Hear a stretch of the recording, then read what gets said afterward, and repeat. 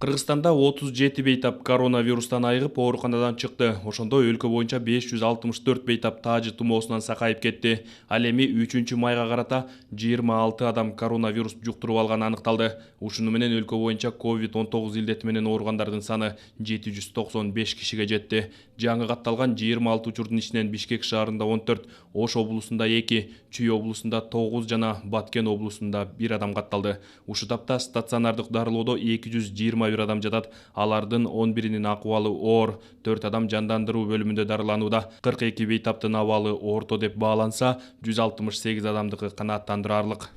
Инфекция жугузуп, жаңы катталган адамдардын жетүүсү медицина кызматкерлери. Жалпысынан республика боюнча COVID-19 диагнозу менен медициналык кызматкерлер арасында 207 учур катталды. Алардын ичинен 139-у ооруканада жатып айыгып чыгышты. Тилекке каршы Кыргызстанда бул илдет жайыла баштаган учурдан бери инфекция 10 адамдын өмүрүн алды. Каза болгондордун арасында 1 медицина кызматкери бар.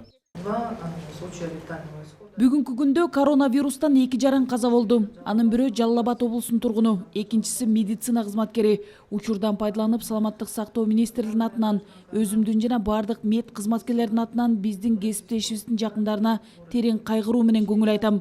Кесиптешибиз 30 жылдан ашык саламаттык сактоо системасында иштеп келди. Ал саламаттык сактоонун отличниги болгон. Ал өзүнүн эмгек жолунда чынчыл жана өзүнүн ишин жакшы билген кесипкөй адис катары жашап өттү. Өзүнүн саламаттыгын тобокелге салып, илдет менен күрөшүүдө каза болгон ак халатчандын үй бүлөсүнө кенемте төлөнүп берилет. Ушул тапта өкмөттүн тиешелүү буйругу даярдалууда. Каза болгон 2 бейтапта тең 2 тараптуу пневмония, оорунун оор өтүшү, дем алуу жетишсиздиги катталган. Аларда дагы кошумча оорулар бар болгон. Жүрөк жетишсиздиги, кант диабети. Каза болгон медиктин үй бүлөсүнө 1 миллион сом өлчөмүндө кенемте төлөнөт.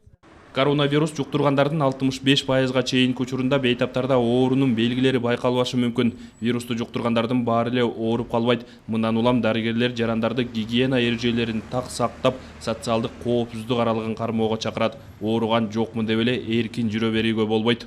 Вирусын жугузуп алган адамдардын 20-25% эч кандай оорубайт, аларда эч кандай оорунун белгиси болбойт деп жарыя кылды эле. Андан кийин жакында эле мына Америка Кошмо Штаттарында дагы ушундай иликтөөлөрдү жүргүзүп, алар аскер кызматкерлеринин арасында изилдөөнү жүргүзүп көргөн учурда 65% ооруп калгандыгын аныкташты.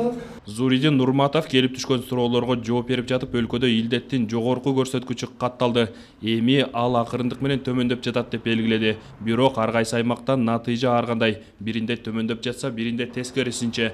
Демек, ар бир адам өзүнүн саламаттыгына өзү жоопкер болуп, тобокелге бел байлабай сактанганы жакшы. Амантор Шергазиев, Азамат Кыдыр Токтоев, Ала Тоо 24.